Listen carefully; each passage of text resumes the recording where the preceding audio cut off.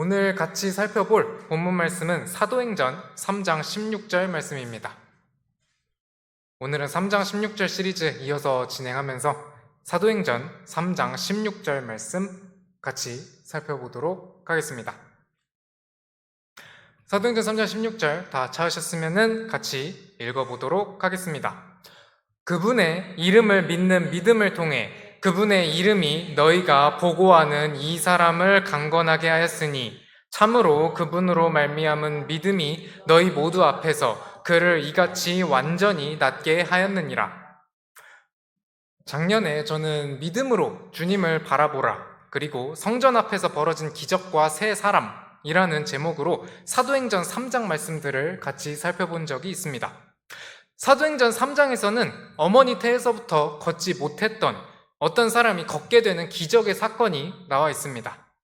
베드로와 요한은 나사렛 예수 그리스도의 이름으로 이 사람을 일으켜 세웠고 이 사람은 일어나서 걷고 뛸 수 있도록 나음을 입었습니다.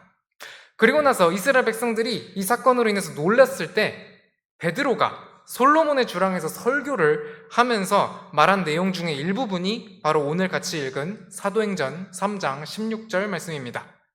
이 말씀의 핵심은 베드로와 요한이 뭔가 자기가 잘난 게 있어서 이 사람을 고쳤다는 게 아닙니다. 바로 예수님의 이름을 믿는 그 믿음을 통해서 예수님의 이름이 이 걷지 못했던 사람을 낫게 했다는 것입니다. 오늘 우리가 같이 살펴볼 핵심적인 내용은 바로 여기서 나온 그분의 이름, 즉 예수님의 이름에 대한 것입니다. 예수님의 이름에는 권능이 있습니다. 그래서 사도행전에서 보면 사도들은 예수님의 이름을 전했고 그로 인해서 수많은 핍박들도 받았습니다. 예수님을 믿을 때 예수님의 이름으로부터 나오는 그 생명의 권능을 싫어하는 사람들이 사도들을 핍박했지만 사도들은 굴하지 않았습니다. 그래서 저는 일단 처음으로 첫 번째 대지에서 예수님의 이름에 대해서 살펴볼 때 사도행전에서 나오는 그 예수님의 이름의 권능 그리고 예수님의 이름을 전하다가 핍박을 받은 사례들을 같이 살펴보려고 합니다. 사도행전 3장 내용부터 잠깐 다시 훑어보고 넘어가겠습니다. 성전 앞에 아름다운 문이라고 하는 장소가 있었는데요. 그 앞에는 구제물을 바라고 살던 걷지 못하던 사람이 있었습니다. 베드로와 요한은 이 사람이 구제물을 요청할 때 그냥 지나치지 않고 이 사람을 주목했습니다. 이 한 혼에 대한 관심이 기적의 시작점이 되었는데요. 그 사람에게 베드로는 이렇게 말합니다. 사도행전 3장 6절 제가 읽겠습니다. 그 사람에게 그때 베드로가 이르되 은과 금은 내게 없으나 내게 있는 것을 내게 주노니 나사렛 예수 그리스도의 이름으로 일어나 걸으라 하고 베드로는 그 사람에게 나사렛 예수 그리스도의 이름으로 일어나 걸으라 그렇게 명령했고 그 사람은 낫게 되었습니다. 은과 금은 없어도 예수 그리스도의 이름으로 그 불쌍한 사람에게 회복을 주었습니다. 고침받은 병자는 이제 걷고 뛸 수 있게 되었습니다. 그리고 하나님을 또 찬양을 합니다. 이 일을 본 이스라엘 백성들은 당연히 놀랄 수밖에 없었습니다. 그래서 베드로가 솔로몬의 주랑에서 설교를 할 때 이 사람을 낫게 한 것은 예수님의 이름을 믿는 그 믿음을 통한 것이었다고 증언합니다. 그리고 이날 남자만 약 5,000명 되는 사람들이 믿고 구원을 받게 됩니다. 그런데 이 사건은 여기서 끝이 나지 않습니다. 베드로와 요한이 백성들에게 말할 때 성전 경비대장과 사두개인들이 이들을 잡아갑니다. 그래서 사도들은 치리자들, 장로들, 서기관들, 대제사장 같은 높은 사람들이 있는 데서 신문을 받게 되는데요. 이때도 베드로는 성령님으로 충만해서 어떻게 걷지 못했던 그 사람이 걷게 되었는지를 증언합니다. 사도행전 4장 10절 말씀 제가 읽겠습니다. 너희 모두와 이스라엘 온 백성은 이것을 알라. 즉 너희가 십자가에 못 박았고 하나님께서 죽은 자들로부터 일으키신 나사렛 예수 그리스도의 이름에 의해 곧 그분에 의해 이 사람이 여기 너희 앞에 온전하게 서 있느니라. 사도 베드로는 백성들에게 증언한 것과 똑같이 이 높은 사람들 앞에서도 예수 그리스도의 이름에 의해서 이 사람이 온전하게 되었다고 증언을 한 것입니다. 예수 그리스도의 이름에 의해 낫게 되었으니 그 이름에 대한 부끄러움이 없이 당연히 그 이름 때문에 이 사람 나았습니다 라고 증언을 한 겁니다. 그리고 유대의 정치, 종교 지도자들, 백성들이 합심해서 예수님을 십자가에 못 박았지만 그분은 하나님에 의해 죽은 자들로부터 일으켜진 분이었습니다. 그 내용을 베드로는 이 말씀 사도행전 4장 10절에서 나온 것처럼 증언을 합니다. 그러니 사람들 기준에서 높은 위치에 있다고 볼 수 있는 사람들 앞에서도 베드로는 이 말씀처럼 당당함을 보였던 것입니다. 베드로의 얘기는 여기서 끝이 아닙니다. 사도행전 4장 11절, 12절 이어서 읽겠습니다. 이분은 너희 건축자들에게 업신여김을 당한 돌로서 모퉁이의 머리가 되셨느니라. 다른 사람 안에는 구원이 없나니 하늘 아래에서 우리를 구원할 다른 어떤 이름도 주께서 사람들 가운데 주지 아니하셨느니라 하였더라. 아마 복음 전할 때 이 말씀, 예수님만이 우리의 구원이시다 할 때 자주 이 말씀을 인용할 텐데요. 예수라는 이름의 뜻이 무엇이죠? 마태복음 1장 21절에서 우리가 볼 수 있듯이 예수라는 이름은 하나님은 구원이시다 또는 구원자라는 뜻을 가지고 있습니다. 예수님 외에 다른 사람 안에는 구원이 없습니다. 하늘 아래에서 우리를 구원할 이름은 예수님의 이름 외에는 다른 게 없습니다. 아마 여러분도 동일하게 이렇게 믿으실 것입니다. 서양 사람들은 예수님만이 우리의 구원자시다 라고 말을 하면은 우리가 편협하다고 말합니다. 하지만 이것이 성경이 증언하는 예수님의 말씀이고 또 사도들의 믿음이었습니다. 죄 없이 이 세상에 오셨다가 죄 없이 이 세상을 사신 후에 그 메시아의 사역과 죽음과 부활에 대한 예언들을 성취하신 분이 바로 예수님이시기 때문입니다. 그러니 우리도 사도들의 증언처럼 예수님 외에 다른 사람 안에는 구원이 없다고 증언을 하는 것입니다. 그리고 당연히 이렇게 얘기를 하면은 그 시대 예수님 돌아가시고 또 부활하시고 승천하신 뒤에 예수님을 죽인 장본인들은 이런 얘기를 당연히 싫어할 것입니다. 그래서 그들은 자신들의 권력과 지위를 이용해서 이 사도들의 얘기를 막으려고 했습니다. 사도행전 4장 18절을 보면 유대 정치, 종교 지도자들은 사도들에게 예수님의 이름으로 결코 말하지도 말고 가르치지도 말라고 명령을 합니다. 하지만 이에 대해 사도들은 이렇게 대답을 합니다. 우리는 우리가 보고 들은 것들을 말할 수밖에 없노라 라고 얘기하는 겁니다. 증인으로서 하나님의 말씀에 귀를 기울이는 것을 택한 사도들이었습니다. 우리 역시 이런 사도들의 당당함과 담대함을 본받기 원합니다. 이제 사도들은 풀려나서 동료들에게 이 사건을 얘기를 합니다. 그리고 나서 다 같이 하나님께 기도를 하는데요. 사도행전 4장 29절, 30절 말씀, 이 말씀은 한번 다 같이 읽어보도록 하겠습니다. 주여, 이제 그들의 위협을 보시고 또 주의 종들이 전적으로 담대히 주의 말씀을 말하게 하시며 주의 손을 내밀어 병을 낫게 하시고 표적들과 이적들이 주의 거룩한 아이 예수님의 이름으로 이루어지게 허락하옵소서 하더라.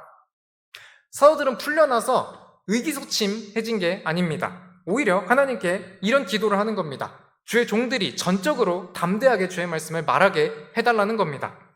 그리고 여기 나온 것처럼 주의 거룩한 아이 예수님의 이름으로 우리가 이런 표적들과 이적들이 이루어지게 허락해달라고 기도를 했던 것입니다. 여기서 예수님에 대해서 주의 거룩한 아이라는 표현이 있는데요.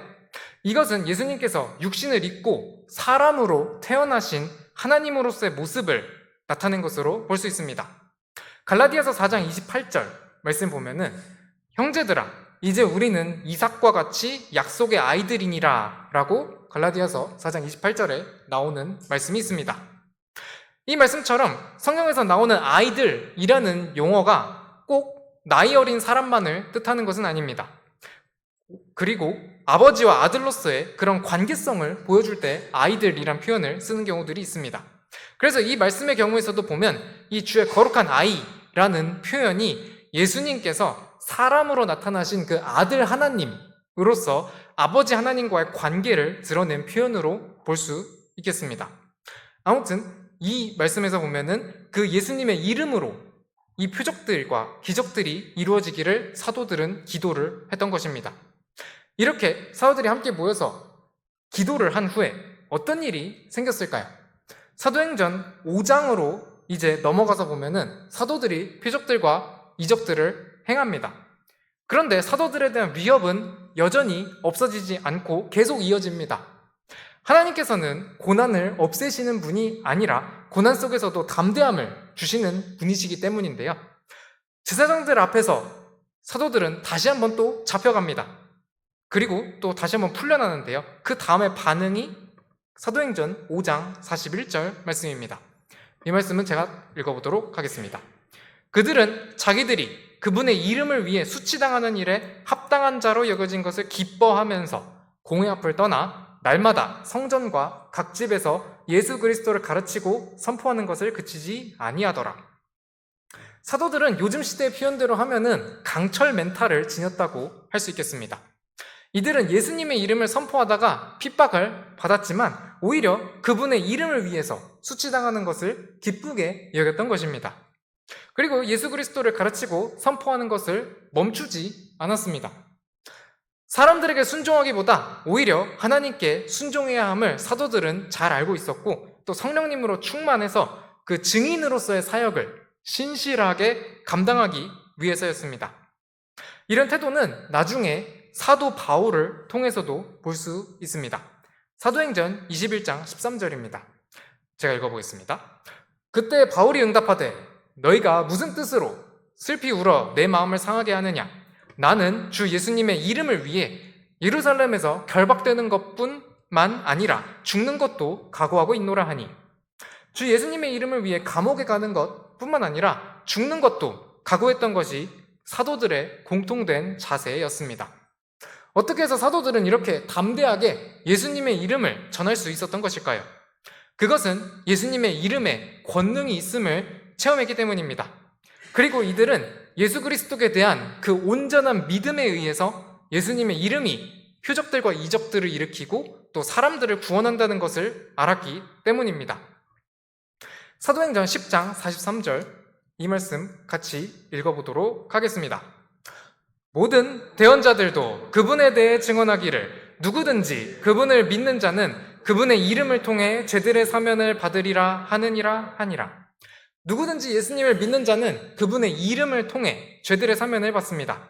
사도들은 이 일에 대한 증인이었습니다. 이는 사도 요한이 또 요한 1서에서 말하는 바와도 일맥상통합니다. 요한 1서 2장 12절은 제가 읽겠습니다. 어린 자녀들아, 내가 너에게 쓰는 것은 너희 죄들이 그분의 이름으로 인해 용서되었기 때문이라. 예수님을 믿을 때 우리 죄들이 용서받을 수 있었던 것은 예수님의 이름에는 그 믿음으로 역사하는 죄들의 용서의 권능이 있기 때문입니다. 이 권능을 체험했기에 사도들은 갖가지 핍박들에도 굴하지 않고 예수님의 이름을 선포했습니다. 우리 역시도 예수님을 믿음으로 구원자 예수님의 이름으로 인해서 죄들을 용서받은 사람들 아닙니까? 우리도 사도들의 본을 따라서 이 예수님의 이름으로 담대함을 얻기를 원합니다. 그 이름으로 인해서 또 수치와 모욕을 당할 수도 있습니다. 하지만 그래도 기뻐하면서 다시 복음을 전할 수 있는 오뚜기 같은 그리스도인들이 되기를 원합니다. 믿음과 함께 역사하는 예수님의 그 이름에는 사람들의 혼을 구원하는 그런 권능이 있기 때문입니다. 그 권능으로 인해서 우리 역시도 용서받지 않았습니까? 그러니 그 권능을 우리 역시도 그 사도들의 본을 따라서 사람들에게 전해줄 수 있기를 바라는 바입니다. 지금까지 해서 이제 예수님의 이름의 권능 그리고 그 권능으로 전하다가 예수님의 이름으로 인해 핍박받은 사도들의 사례들을 사도행전을 통해서 짧게나마 살펴봤는데요. 이제 두 번째 대지로 넘어가 보도록 하겠습니다. 두 번째 대지의 내용은 예수님의 이름의 권위에 대한 것입니다. 예수님의 이름에는 방금 살펴본 것처럼 권능이 있지만은 또 그 권능에 알맞게 권위가 있습니다. 그 권위가 어떤 수준인지 알게 되면은 예수님의 이름을 우리는 절대 가볍게 대하지 못할 것입니다. 빌립보서 2장 9절 말씀 먼저 제가 읽도록 하겠습니다. 그러므로 하나님께서도 그분을 높이 올리시고 모든 이름 위에 있는 이름을 그분에게 주사. 여기서 보면 예수님께 주어진 이름은 모든 이름 위에 있는 이름입니다. 모든 이름들 중에서 그 맨 위 중에서도 또 맨 위에 있는 이름인 것이고 최고의 권위를 가진 이름인 것이죠. 우리는 예수님의 이름을 너무 흔하게 얘기하다 보니 이 이름의 권위에 대해서 잘 모르고 말할 때가 많은 것 같습니다. 하지만 이 이름은 절대 가볍게 취급할 이름이 아닙니다. 최후에는 이 이름 앞에 모든 무릎이 굴복할 것이기 때문입니다. 빌립보서 2장 10절 11절 이어서 읽어보도록 하겠습니다. 하늘에 있는 것들과 땅에 있는 것들의 모든 무릎이 예수라는 이름에 굴복하게 하시고 또 모든 혀가 예수 그리스도는 주시라고 시인하여 하나님 아버지께 영광을 돌리게 하셨느니라. 결국에 이 세상 모든 창조물들이 그 예수라는 이름에 굴복하게 되고 예수 그리스도는 주시라고 시인하여 하나님 아버지께 영광을 돌리게 될 것입니다. 여기서 보는 것처럼 이 예수라는 이름에는 그 엄청난 영광이 담겨지게 되는 것입니다. 에베소서 1장 21절도 같이 보도록 하겠습니다. 그분을 모든 권력과 권능과 강력과 통치와 이 세상뿐만 아니라 오는 세상에서 불리는 모든 이름보다 훨씬 위에 두셨으며 예수님은 모든 이름보다 훨씬 위에 계십니다. 이분이 우리 주님이십니다. 어떤 왕들도 또 이 세상에서 또 주라고 불리는 어떤 존재들도 예수님의 그 이름의 권위를 감히 넘보지 못할 것입니다.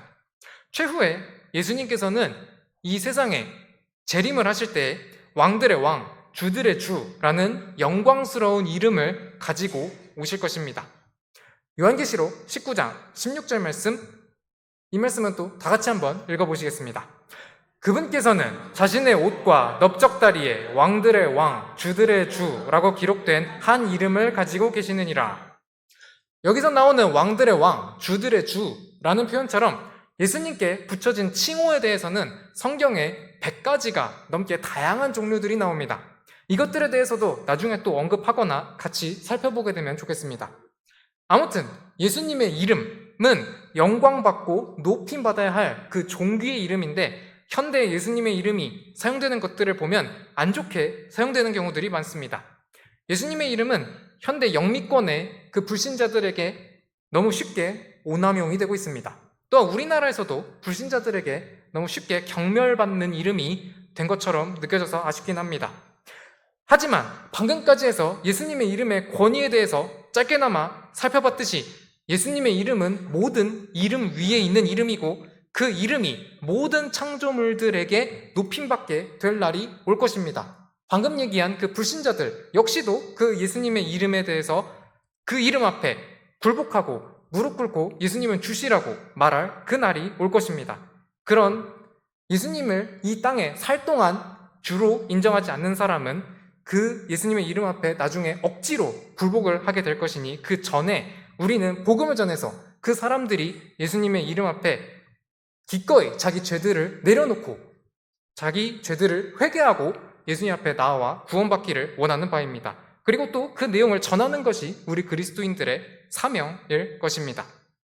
그래서 이제 예수님의 이름에 대해서 우리가 무엇을 해야 하는지 그거에 대한 내용으로 정리하면서 마무리를 하려고 합니다.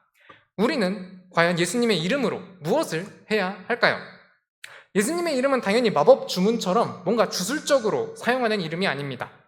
예수님의 이름은 예수님의 살아계심과 그분의 능력을 믿는 믿음에 의해서 그 권능이 드러납니다. 그러면 우리가 예수님의 이름으로 어떤 믿음의 행위들을 해야 하는 것일까요? 우리가 예수님의 이름으로 어떤 것들을 해야 하는지 성경 말씀 내 사례들을 같이 살펴보도록 하겠습니다. 첫 번째로 감사를 할 때 예수님의 이름으로 감사를 해야 합니다. 에베소서 5장 20절 말씀 읽겠습니다. 모든 일로 인해 우리 주 예수 그리스도의 이름으로 항상 하나님 곧 아버지께 감사를 드리고 우리가 하나님께 드리는 감사 역시 예수 그리스도의 이름으로 드려져야 합니다. 다음으로 하나님께 구하는 것들도 예수님의 이름으로 구해야 합니다. 요한복음 14장 13절 14절 말씀 제가 읽겠습니다.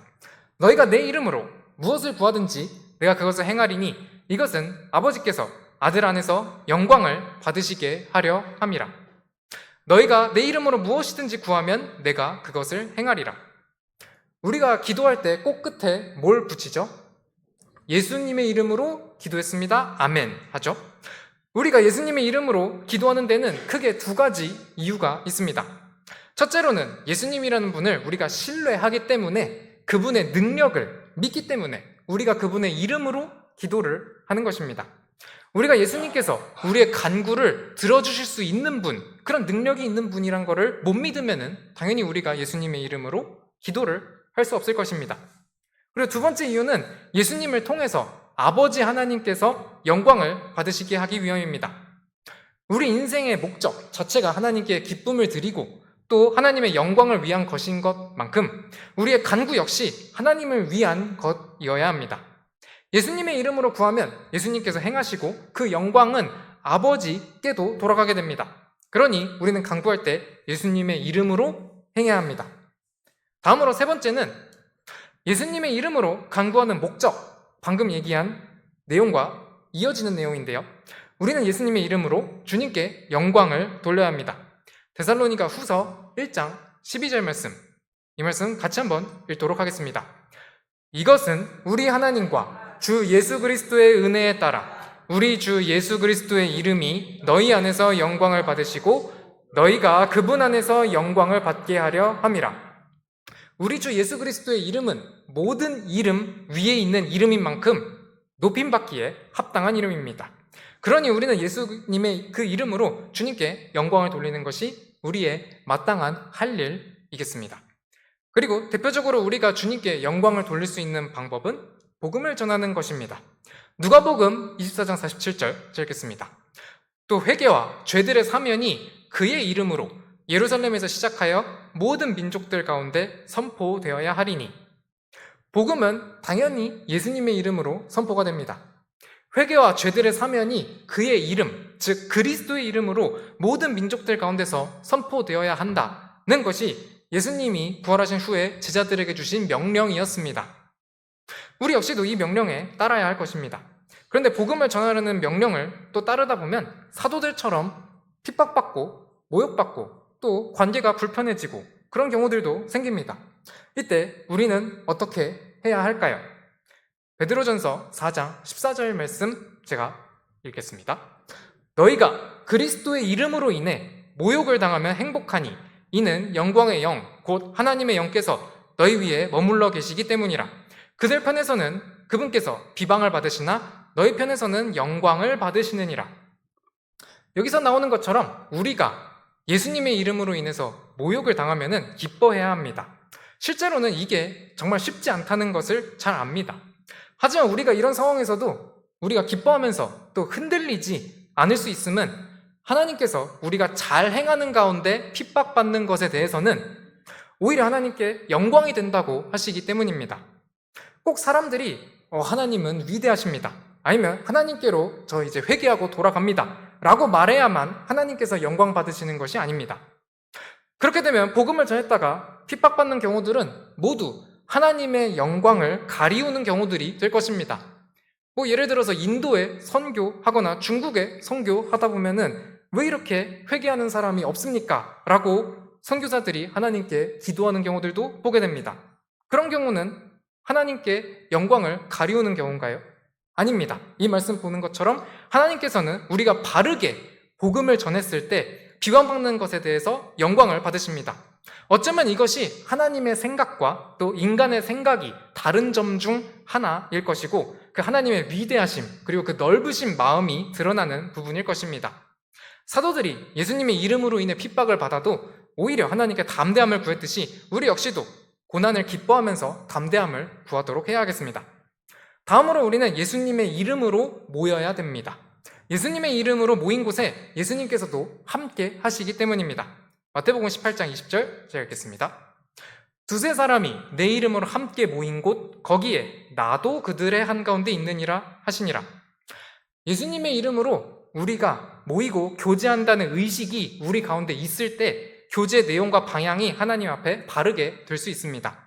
그렇지 않으면 우리 그리스도인들의 모임 역시도 세상 사람들 모임처럼 세상 얘기로 시작을 해서 또 세상 얘기로 그냥 끝나버릴 위험성도 큽니다. 그러니 우리가 모임을 가질 때 예수님의 이름으로 모이고 예수님이 우리 한가운데 계신다는 의식을 가진다는 것, 그것이 우리에게 필요할 줄로 믿습니다. 지금까지 6가지 정도 보면서 여러 가지 행동들을 할 때 우리가 예수님의 이름으로 해야 함을 말씀드렸는데요. 최종적으로는 우리가 예수님의 이름으로 행해야 하는 것이 모든 것에 적용이 됩니다. 고린도전서 10장 31절에서 너희가 먹든지 마시든지 무엇을 하든지 다 하나님의 영광을 위하여 하라 라고 하셨듯이 우리는 말이나 행위로 무엇을 하든지 주 예수님의 이름으로 해야 합니다. 그 예수님의 이름에 적합하게 우리가 행동을 해야 합니다. 골로새서 3장 17절 마지막 말씀인데요. 이 말씀은 다 같이 읽어보도록 하겠습니다. 또 너희가 말이나 행위로 무엇을 하든지 모든 것을 주 예수님의 이름으로 하며 그분을 의지하여 하나님 곧 아버지께 감사를 드리라. 이 말씀처럼 우리가 말이나 행위로 무엇을 하든지 모든 것을 주 예수님의 이름으로 행해야 하겠습니다. 이것이 우리가 예수님을 믿는 신앙의 표현이며 우리의 삶을 통해서 하나님께 영광을 돌리는 방법일 것이기 때문입니다. 이제 오늘의 성경 공부 내용 정리하면서 마무리하도록 하겠습니다. 먼저 첫 번째로 예수님의 이름의 권능에 대해서 살펴봤습니다. 특히 사도행전에서 보면 사도들이 예수님의 이름으로 어떤 기적들을 행했고 또 어떤 기도와 간구를 했고 또 어떤 핍박들을 받았는지 살펴봤습니다.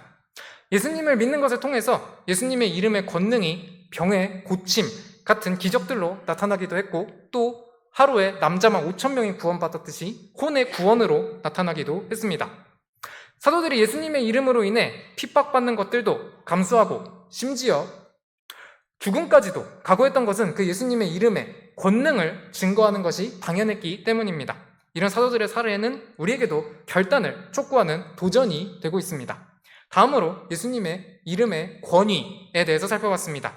예수님의 이름은 모든 이름 위에 있는 이름이며 최종적으로 모든 창조물들이 그분의 이름에 굴복하고 하나님께 영광을 돌리게 될 것입니다. 다시 오신 우리 주님은 왕들의 왕, 주들의 주라는 칭호를 받기에 합당한 분입니다. 그분의 이름의 권위를 높여드리는 우리가 되기를 원합니다. 마지막으로 예수님의 이름으로 우리가 무엇을 해야 하는지 살펴봤습니다. 그 권능과 권위가 있는 예수님의 이름을 우리는 높여야 됩니다. 우리가 예수님의 이름으로 감사를 드리고 또 간구를 하고 교제하고 복음을 전하고 또 그러다가 핍박받아도 고난을 기뻐하고 그래야 하는 것이 우리의 마땅한 행동임을 배웠습니다. 결론적으로 우리가 말이나 행위나 무엇을 하든지 우리 주 예수님의 이름으로 해야 하고 그에 합당하게 행해야 하겠습니다.